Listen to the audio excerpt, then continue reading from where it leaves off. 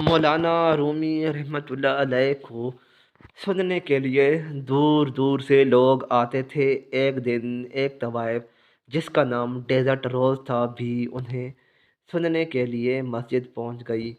Desert روز نے اس مقصد کے لیے اپنا حلیہ بدل لیا تھا۔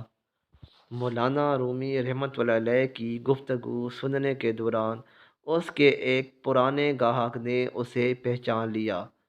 اس پر ایک شور مچ گیا کہ مسجد میں ایک طوائف موجود ہے۔ ہجوم کا غصہ بڑھتا جا رہا تھا۔ ڈیزرٹ روز کو لگا کہ اب اسے وہیں کھڑے کھڑے سنسار کر دیا جائے گا۔ اسی اثنا میں ایک درویش اس ہجوم کے قریب پہنچا اور چیخ کر بولا، رک جاؤ۔ ہجوم ساکت ہو گیا۔ لوگوں کو شرم آنی چاہیے۔ 30 لوگ ایک کمزور عورت پر حملہ آور ہو رہے ہیں، کیا یہ انصاف ہے؟ مجمع میں ایک شخص بولا، یہ طوائف یہاں ایک مرد کے لباس میں آئی ہے تاکہ ہم اچھے مسلمانوں کو دھوکہ دے سکے۔ تم لوگ مجھے بتا رہے ہو کہ اس عورت کو اس لیے مارنا چاہتے ہو کہ یہ مسجد کیوں آئی تھی؟ کیا یہ جرم ہے؟ درویش کے لہجے میں نمایاں طنز تھا۔ یہ طوائف ہے، ہجوم میں سے کوئی چلایا، مسجد میں کوئی جگہ نہیں۔ ہجوم طوائف کے نعرے لگانا شروع ہو گیا۔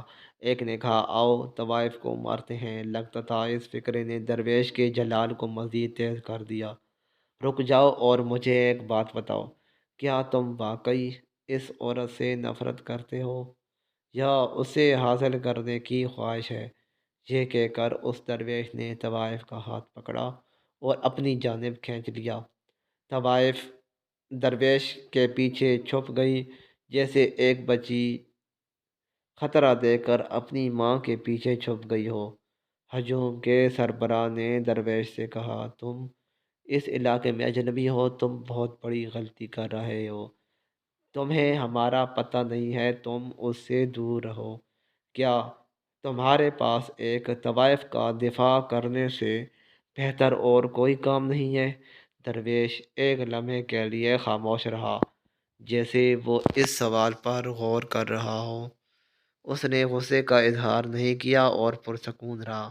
پھر کہا، پہلے تم یہ بتاؤ کہ تم لوگ مسجد میں عبادت کے لیے جاتے ہو یا اپنے ارد گرد کے ماحول دیکھنے؟ کیا مسجد میں خدا سے زیادہ وہ لوگ اہم ہوتے ہیں جنہیں تم تکتے ہو؟ اگر تم لوگ خدا کی عبادت کے لیے گئے تھے تو یہ عورت تم کو وہاں نظر نہیں آنی چاہیے تھی۔ حلیہ بدلنا تو دور کی بات ہے، اگرچہ اس نے کپڑے نہ پہنے ہوتے تو پھر بھی وہ تم لوگوں کو نظر نہیں آنی چاہیے تھی۔ جاؤ، لوٹ جاؤ اور رومی کا آواز سنو۔ اس کمزور عورت کو مارنے سے وہ کام زیادہ بہتر ہے۔ دھیرے دھیرے ہجوم چھٹ گیا۔ طوائف کے ہوش ٹھکانے آئے تو بولی، اے درویش، میں آپ کا کیسے شکریہ ادا کروں؟ درویش بولا، تمہیں میرا شکریہ ادا کرنے کی کوئی ضرورت نہیں۔ خدا کے علاوہ کسی کے شکر گزار نہیں۔ 800 برس قبل جس درویش نے ڈیزرٹ روز کو اس غضبناک ہجوم سے بچایا تھا، وہ مولانا رومی رحمۃ اللہ علیہ کے مرشد حضرت شمس تبریز رحمۃ اللہ علیہ تھے۔ ویورز، مزید اچھی ویڈیوز کے لیے چینل کو ضرور سبسکرائب کریں۔ شکریہ۔